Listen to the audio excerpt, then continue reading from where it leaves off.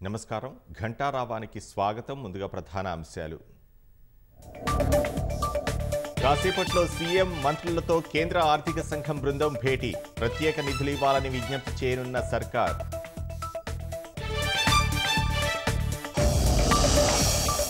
భద్రాచలం వద్ద ఉరకలెత్తుతున్న గోదావరి 44 అడుగులు దాటిన నీటి మట్టం మొదటి ప్రమాద హెచ్చరిక జారీ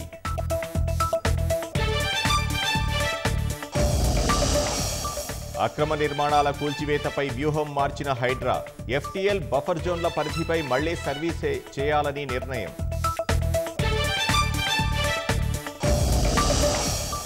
వైద్యులు సాయంత్రంలోగా విధుల్లోకి చేరాలని సుప్రీంకోర్టు హెచ్చరిక నిరసనలు కొనసాగిస్తామని స్పష్టం చేసిన బెంగాల్ డాక్టర్లు